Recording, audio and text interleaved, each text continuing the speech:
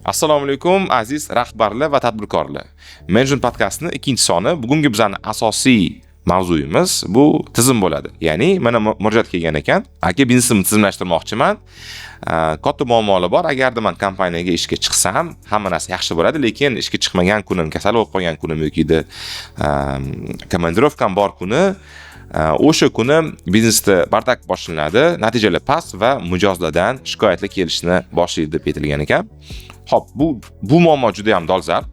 Bu haqida bugun gaplashamiz va buning yechimlari juda ham oddiy.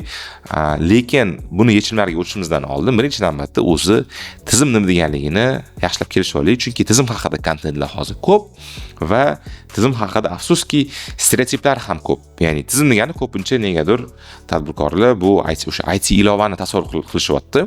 Agar aytaylik, men Amos CRMni qo'ysam, Bitrixni qo'ysam, Westcloudni qo'ysam, Agenesni qo'ysam, meni kompaniyamni tizimlashadi va hammasi chiki-puki bo'lib ketadi deb o'ylashyapti. Afsuski bunaqa emas. Chunki bu faqatgina instrument. Aytaylik, bu pichoq, misol uchun, lekin pichoqni ishlatishni bilmasangiz, siz aytaylik samurayskiy zo'r baliqni bittada to'rab tashlaydigan pichoqni bersam ham, siz baliqni yomon pishirib berishingiz mumkin. Sizni sushi taomingiz yomon chiqishi mumkin. Gap pichoqda emas. Gap birinchi navbatda kim uni ishlatyapti va uni ishlatish orqasida qanaqa filosofiya yotibdi. Xo'p, keling kelishib olaylik, o'zi tizim bu nima va nima vazifani bajaradi? Tizim bu, buni yozsanglar ham bo'ladi. Tizim bizga bir xil natijani ta'minlab beradigan bitta struktura desa ham bo'ladi. Ya'ni eng muhimi bir xil natija. Ya'ni agar bizning biznesimizda qayerdadir bir xil natija kerak bo'ladigan bo'lsa, demak o'ta tizim bizga kerak. Qanaqa qilib biz bir xil natijani ta'minlab bera olamiz? Albattagina bir xil harakatlar va bir xil jarayonlar orqali. Keling endi bu haqida batafsil gaplashaylik. Menga bu tushunarli tuyulayotgan bo'lishi mumkin, lekin sizga xosi, ya'ni savollar kelyapti, nima u bir xil natija? Aytaylik, biz lavashxona ochyapmiz va bizda shu turli xil pozitsiyalar bor va har bitta pozitsiyani odam zakaz qilishi mumkin. Aytaylik, tovuqli lavashni bizdan zakaz qilishyapti. Bizga nima muhim? Har bitta zakaz qilingan tovuqli lavash bir xil bo'lishi. Ya'ni kecha aytilgan lavash bitta ta'mda bo'lsin, bugun o'sha lavashni kelishsa bitta ta'mda bo'lsin va aytaylik bizning povrimizni aytaylik qorni og'riyotgan bo'lsa ham, ya'ni u yoki mazasi bo'lmayotganda ham u bir xil ta'mli lavash qilib bera olsin. Ya'ni tashqi omillarga e'tibor bermagan holda biz bir xil natijani olib kelishimiz kerak. Ko'p kompaniyada shunaqa, ya'ni biz B2C segmentda ishlaydigan kompaniyada ayniqsa shunaqa bo'ladi. Agar siz katta masshtabga, katta ob'emga ishlatayotgan bo'lsangiz, ishlab chiqarishingizda bo'lsa yoki qanday xizmat ko'rsatish, ovqat tayyorlash nimadir bo'lsa, sizda natijada bir xil mahsulot chiqishi kerak. Aytaylik, siz bilmadim, ishlab chiqaruvchisiz, sizda tekstil zavodingiz bor va siz bitta o'sha mahsulotni hozir 10 mingta unit qilib ishlab chiqarmoqchisiz. Sizga nima muhim? O'sha 10 mingta kiyim hammasi bir xil ishlab chiqarilishi. Agarda sizda tizim bo'lmasa, afsuski buni siz amalga oshira olmaysiz. Bu nima degani? O'sha kiyimingizni aytaylik mayka bo'lsa, bitta yoqasi kattaroq qoladi. Ba'zi o'sha 10 mingtadan aytaylik 100 tasida qattiqdir mashinkani moylari tegadigan bo'ladi va hokazo. Bir xil natijani amalga oshirishning faqat bitta yo'li bor. Bu bir xil jarayonlar ishlab chiqish. Ya'ni bir xil ketma-ketli, bir xil qadamli odamlar o'sha mahsulotni ishlab chiqarayotganda xodimlar bir xil ketma-ketlikda yursa, sizda natijada bir xil natija, bir xil mahsulot paydo bo'ladi. Endi keling qarab chiqamiz, o'zi nega tizim kerak? Nega tizim kerakligini men sizga batafsil hozir tushuntirib beraman. Ya'ni tizim kerak agarda siz bir xil natija olmoqchi bo'lsangiz. Lekin siz aytishingiz mumkin, meni biznesim bu ijod. Men aytaylik juda ham boy odamlarga zo'r qanaqadir rasmni chizib beraman deyishingiz mumkin-da. Bunaqa holatda sizga tizim kerak emas. Aytaylik, siz Louis Vuittonga o'xshagan qimmatbaho aytaylik kiyimlar, kojani qanaqadir portmoneli qilib berayotganda yoki siz soatchisizdir. Siz balkim O'zbekistonlik, Buxorolik Jacob degan soatchi bor. Siz o'shandagi Cristiano Ronaldo yoki aytaylik Conor McGregorga soatli qilib berayotgandirsiz va siz sotuvingiz atigi oyiga 5 dona soat bo'lishi mumkin.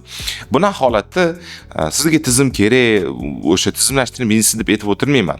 Chunki biznes B2C segmenti va katta ob'yomga ishlaydigan kompaniyaga kerak. Lekin siz misol uchun aytaylik qanaqadir ishlab chiqaruvchi bo'lsangiz, siz ta'lim sohasida bo'lsangiz, siz aytaylik oziq-ovqat sohasida yoki qanaqadir katta massiv xizmat ko'rsatish sohasida bo'lsangiz, unda sizga tizim kerak. Chunki bu holatda rahbar operasionkadan chiqib doim strategiya va o'sha reja ostida ishlash kerak. Bu butikoviy kam odamlarga xizmat ko'rsatib katta pul topadigan kompaniyalarda asoschi chiqa olmaydi operasionkadan, chunki hammasi asoschining o'ziga bog'langan bo'ladi va asoschi o'sha qimmat mijozlarni o'zi o'shalarga xizmat ko'rsatayotgani orqali daromad ko'rayotgan bo'ladi. Endi kelishib oldik, sizda B2C va sizga tizim kerak bo'lsa, tizimli biznes va tizimsiz biznes o'zi qanaqa ko'rinishda bo'ladi deb savol berishingiz mumkin. Xo'p, tasavvur qilaylik. Mana ikkita biznes bor, bittasida tizim bor va bittasida tizim yo'q. Aytaylik biz o'sha biznesdan borib mahsulot xarid qildik. Любой mahsulot bilmadim, bitta kiyim do'kon bo'lsin.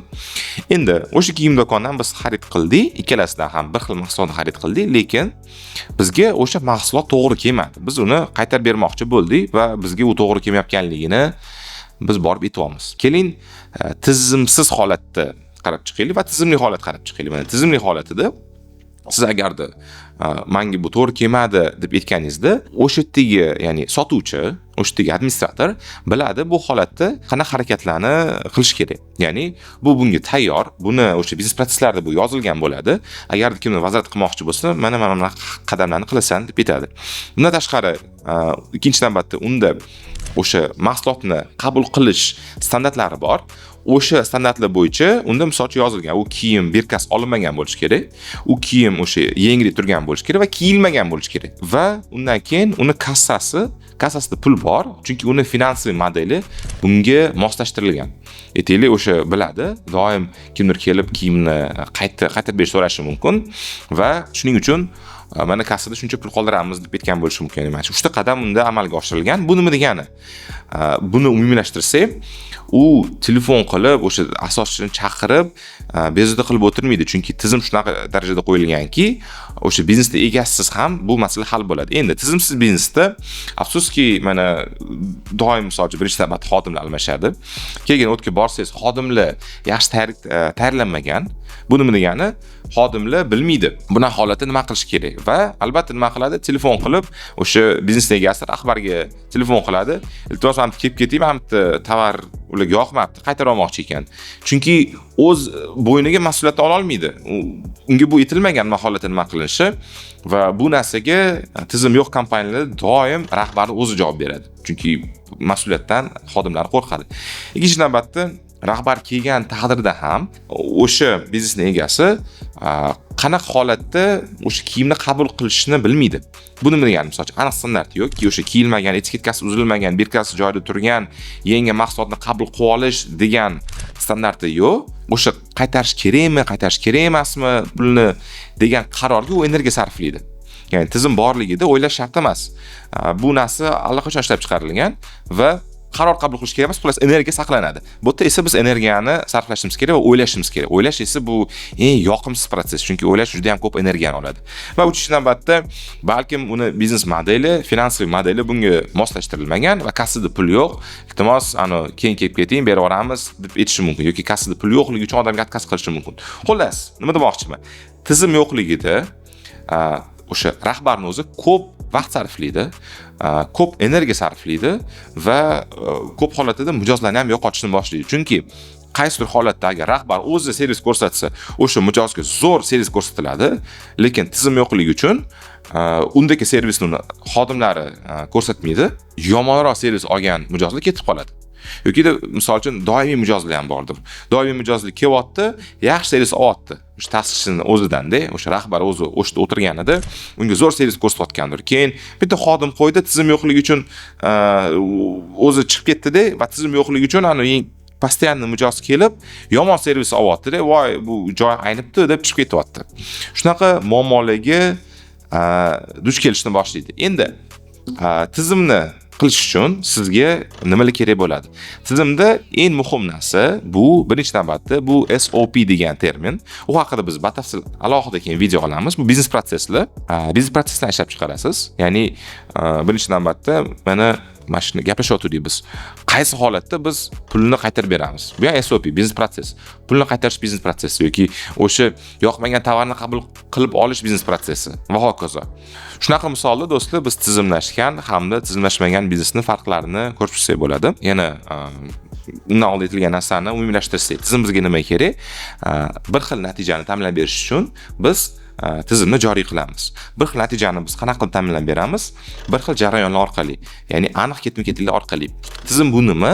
Tizim bu qaysidir holatda, ya'ni qanaqadir o'sha random holatda xodim nima ish qilish kerakligini bilsa. Ya'ni aytaylik, bizning xodimimizda o'zi 10 tacha jarayoni bor. Misol uchun, sotuvchi desak, yangi mijozlarni kutib olish, yangi mijozlarga sotuv jarayonini qilish yoki yangi mijozlarni aytaylik olmayotganda e'tirozlar bilan ishlash, eski mijozlar kelsa e'tirozlar bilan kelsa, ularni kutib olish va o'sha obработка qilish deylik. Shunga o'xshash misol uchun aytaylik 10 ta jarayonimiz bor. Tizimlashgan biznesda o'sha sotuvchi mana shu jarayonlarda qanaqa qilib o'zini tutish kerakligini biladi. Ya'ni bu yerda o'sha biznes jarayoni ishlab chiqarilgan va aniq yechimlar bor. Aniq yechimlar yo'q holatlarda xodimlar doim qaror chiqarish kerak bo'ladi. Lekin undan oldin aytib ketganimdek, xodimlar hamda rahbar o'zi umumiy qilib aytganda odamlar qaror qabul qilishni yomon ko'rishadi. Chunki qaror qabul qilish ko'p energiyani oladi. Agarda siz tizim qo'ysangiz, qarorlar oldindan qabul qilingan bo'linadi va o'sha yechimlarni xodimlar ishlashi kerak bo'ladi. Va bu nima degani? Demak, siz ishga otgan xodimingiz qaror qabul qilish kerak emas, u o'ylash kerak emas. Hamma yechimlar oldindan berilgan va qo'pol qilib aytganda, fikrlashga majbur bo'lmagan xodimni topish ancha osonroq va arzonroq. Bu nima degani? Siz tizim qo'ysangiz, xodimlaringiz fikrlash kerak emas, siz ularni osonroq topasiz va ko'proq pul topishni boshlaysiz. Chunki tizim yo'q bo'lsa, demak siz o'sha muammoni yechish uchun aqlli xodimni qo'yishingiz kerak. Aqlli xodimlar qimmat. Qimmat xodimni qo'yish sizni o'sha sof foydangizdan ketadi. Ya'ni umumiy qilib aytsa bo'ladi, do'stlar, agar siz tizim qo'ymasangiz, bilingki siz pul yo'qotyapsiz. Ko'proq pul topmoqchi bo'lsangiz, tizim qo'yishingiz kerak. Chunki birinchi holatda bor holatingizda ko'proq pul topasiz, chunki xarajatlaringiz kamayadi va ikkinchi vaziyat, siz kengaya olasiz. Hozirgi topayotgan obyemingizni, hozir topayotgan daromadingizni ko'paytirasiz, chunki obyemingiz o'zi ham kengaya oladi.